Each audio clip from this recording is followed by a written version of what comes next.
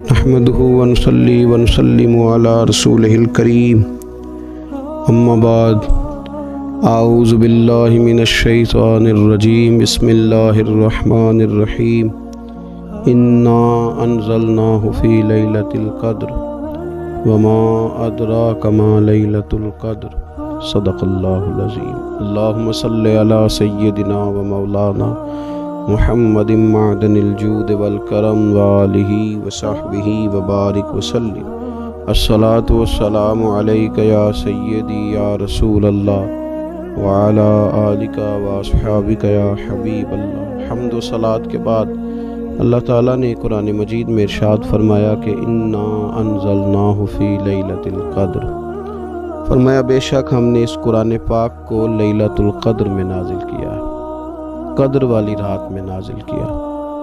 وما ادراک ما لیلۃ القدر، قرآن مجید کے انداز پر غور فرمائے، فرمایا تم کیا جانتے ہو کہ لیلۃ القدر کیا ہے، تمہیں کیا خبر ہو کہ لیلۃ القدر کیا ہے۔ اس کی اہمیت دیکھیے، میں کہا کرتا ہوں کہ صرف اس ایک فکرے کو دیکھ لیا جائے، وما ادراک ما لیلۃ القدر، اور تم کچھ جانتے ہو کہ لیلۃ القدر کیا ہے، تمہیں کیا خبر کہ لیلۃ القدر کیا ہے۔ لیلۃ القدر 1000 مہینے سے بہتر ہے۔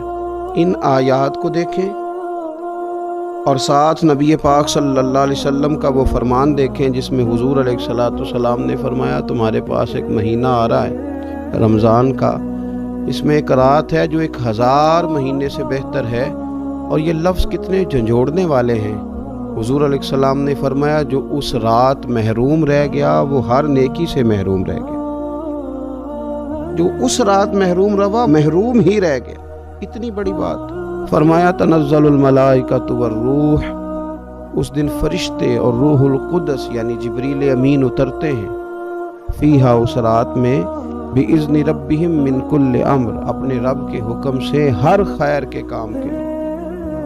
سلامن، یہ رات سلامتی والی ہے، ہی حتی مطلع الفجر، یہاں تک کہ فجر طلوع ہو جائے۔ سرے شام سے لے کر مغرب سے لے کر فجر تک یہ رات سلامتی والی۔ اس کو لیلۃ القدر اس لیے کہا جاتا ہے، ہمارے مفسرین فرماتے ہیں کہ اس دن قدر والی کتاب قرآن پاک قدر والے محبوب پہ نازل ہوئی اور قدر والی امت کی طرف بھیجی گئی۔ نبی پاک صلی اللہ تعالیٰ علیہ وسلم نے جب پرانی امتوں کی عمریں دیکھی، نہ کسی کی 1000 سال ہوئی، کسی کی اس سے زیادہ ہوئی، تو اللہ کے محبوب علیہ السلام کے دل مبارک میں یہ خیال آیا کہ میری امت کی عمریں تو بڑی تھوڑی ہوں گی، تو کیسے اتنی لمبی نیکیاں کر سکیں گے، تو اللہ تعالیٰ نے پھر لیلۃ القدر عطا فرمائی۔ گویا اس ایک رات میں جو آدمی نیکی کرے، 1000 دن نہیں۔ کتنا لوگوں کو شوق ہے کہ کوئی ایسا جیک لگے، یکدم میری ساری چیزیں بڑھ جائیں، اس پر بھی تو ذرا غور کریں نا۔ یہ ایک رات 1000 دن سے نہیں، 1000 مہینے سے افضل ہے۔ 1000 یکدم آپ کی نیکیوں کی عمر 1000 ماہ تک چلی جاتی ہے، کتنی بڑی فضیلت کی بات ہے۔ میرے رسول کریم صلی اللہ تعالیٰ علیہ وآلہ وسلم خاص توجہ دلاتے، اس رات کے حوالے سے خاص توجہ دلاتے، اور یہ رات کب ہوتی ہے؟ صحیح حدیث میں موجود ہے، نبی پاک صلی اللہ تعالیٰ علیہ وسلم نے فرمایا کہ اسے رمضان کے آخری عشرے میں تلاش کرو۔ گویا یہ جو 5 طاق راتیں ہیں نا، 21ویں، 23ویں، 25ویں، 27ویں، 29ویں، ان طاق راتوں میں اس رات کو تلاش کرو۔ اس رات اللہ کے فرشتے نازل ہوتے ہیں، آسمان دنیا پر، زمین پر فرشتے اترتے ہیں، حضرت جبریل امین علیہ السلام انہیں لے کر کے آتے ہیں، اور فرشتے کیا کرتے ہیں کہ جو بندہ اس رات اللہ کی یاد میں موجود ہو، جو بندہ اللہ تبارک و تعالیٰ کے ذکر میں موجود ہو، جو بندہ اس دن اللہ تبارک و تعالیٰ کی بارگاہ میں کسی بھی طور پر حاضر ہو، فرشتے اس کے لیے دعائے مغفرت بھی کرتے ہیں اور رب کی بارگاہ میں التجائے رحمت بھی کرتے ہیں، اور ایک روایت میں ہمیں یوں بھی ملتا ہے کہ فرشتے اسے مصافحہ بھی کرتے ہیں، ہاتھ بھی ملاتے ہیں۔ دیکھیے نا کتنی سعادت مندی ہے کہ انسان عبادت کر رہا ہو اور فرشتے اس کی زیارت کو آئیں۔ ہمارے صوفیاء فرماتے ہیں تو پکا پروگرام بنا لے عبادت کا، فرشتے کئی بار تیری زیارت کو آیا کریں گے۔ اور پھر ایک اور بات یہاں بڑی قابل توجہ ہے کہ انسان جب محسوس کرتا ہے نا مجھے کچھ دیکھ رہا ہے، تو ذرا اس کی عبادت کا انداز بھی تھوڑا تبدیل ہو جاتا ہے۔ تو اگر یہ ذہن ہو ہمارا کہ ہمیں فرشتے دیکھ رہے ہیں اور وہ والی مخلوق دیکھ رہی ہے جو ہماری ڈائری ڈائریکٹ لے جا کے ہمارے رب کی بارگاہ میں پیش کرے، تو پھر کچھ زیادہ ہی توجہ مسلمان کی ہونی چاہیے، زیادہ ہی انہماک ہونا چاہیے، وہ کھو جائے۔ ٹھیک ہے ہم کمزور بھی ہیں، ہمارے اندر کچھ پریشانیاں بھی ہیں، ہماری بیماریاں بھی ہیں، ہم لاغر بھی ہیں، ضعف بھی آ جاتا ہے، تھکاوٹ بھی ہمیں آ لیتی ہے، لیکن لمبی تو بات ہی کوئی نہیں، 5 تو طاق راتیں۔ حضرت سیدہ عائشہ صدیقہ رضی اللہ تعالیٰ عنہ ارشاد فرماتی ہیں کہ جب رمضان کا آخری عشرہ شروع ہوتا تھا نا تو نبی پاک اپنی کمر کس لیتے تھے عبادت کے لیے، خود بھی رات کو اٹھتے تھے، ہمیں بھی جگاتے تھے، کیونکہ سونے کے دن تو نہیں ہے، تو جاگنے کے دن ہے۔ ساون کی کالی راتوں میں جب بوندا باندی ہوتی ہے وہ راتوں کو اٹھ اٹھ روتے ہیں جب خلقت ساری سوتی ہے، یہ رب کے بندوں کی شان ہے۔ اور ویسے بھی درویش کہتے ہیں کہ رات پوے تے بے درداں نو نیند پیاری آوے، درد منداں نو تے یاد سجن دی سوتیاں بھی آن جگاوے۔ تو یہ وقت ہے خاص، اس خاص وقت اس بات کی طرف ضرور توجہ کرنی چاہیے۔ اور یہ جو کہا گیا نا کہ فرشتے نازل ہوتے ہیں بِإِذْنِ رَبِّهِمْ مِنْ كُلِّ امر، اللہ کے حکم سے آتے ہیں اور ہر کام کے لیے، ہر امر خیر کے لیے آتے ہیں۔ اس میں بھی ہمارے مفسرین نے لکھا ہے کہ وہ تمہارے لیے پورے سال کا فیصلہ کریں گے کہ تمہیں کیا دیا جائے گا، تم کیا حاصل کرو گے اللہ تبارک و تعالیٰ کی بارگاہ سے۔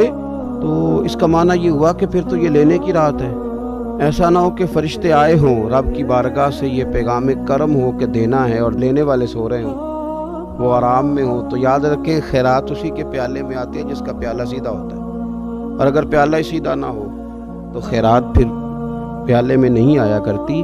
تو پھر اس کو جو کہا گیا نا کہ یہ سلامتی والی ہے، تو اس میں ایک اور بات بھی ہمارے پھر مفسرین نے لکھی ہے کہ اس رات شیطان تو ویسے ہی قید ہے، اس رات بندے کا نفس بھی نہیں اسے تنگ کرتا۔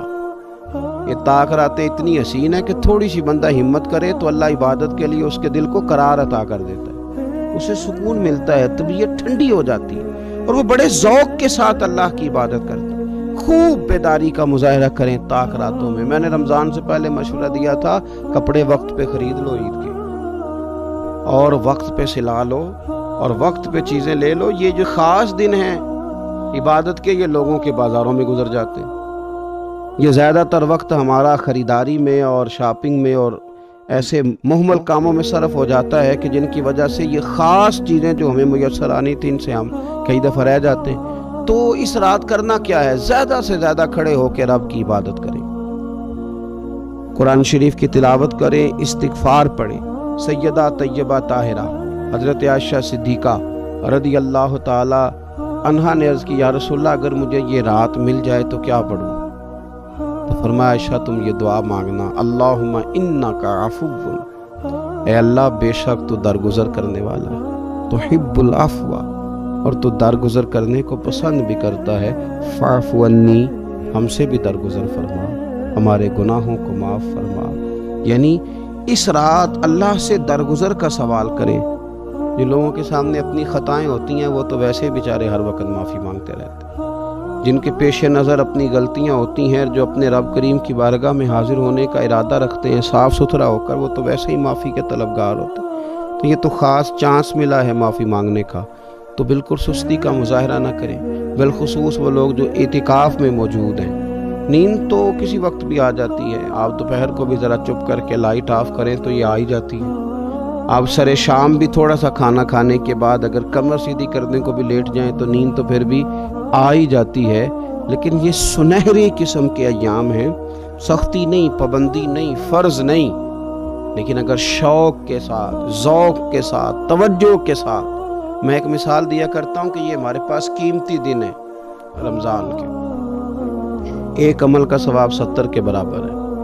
تو جس طرح انسان کے پاس کوئی چیز تھوڑی دیر کے لیے آئے تو اس نے جانا ہو تو لوگ اس سے زیادہ فائدہ اٹھانے کی کوشش کرتے ہیں۔ دیہاتوں میں نا غریب گھروں میں استری نہیں ہوتی تھی، ہر گھر میں نہیں ہوتی تھی، تو کسی پڑوس سے استری لے کے آتے تھے تو بوڑھے لوگ یہ کہا کرتے تھے کہ زیادہ کپڑے استری کر لو، استری واپس کرنی ہے۔ جس چیز کو واپس کرنا ہو تھوڑی دیر کے لیے ہمارے پاس ہو، اس سے زیادہ لوگ نفع لینے کی کوشش کرتے ہیں، تو یہ تو تھوڑے دن باقی رہ گئے، تاخراتیں تھوڑی رہ گئی، زیادہ نفع لینے کی کوشش کریں۔ اللہ تعالیٰ اس سال جب فرشتے لیلۃ القدر پہ آئیں تو وہ امت مسلمہ کے لیے ایسا رحمت کا پیغام لے کے آئیں کہ دین پھر سے غالب ہو جائے، اسلام پوری دنیا کے اندر اپنے غلبے کے ساتھ سامنے آ جائے، کفر کا، ظلم کا، زیادتی کا، جبر کا ہمیشہ کے لیے خاتمہ ہو جائے، اور اللہ تعالیٰ اس سال لیلۃ القدر میں جن لوگوں کو معاف کرے گا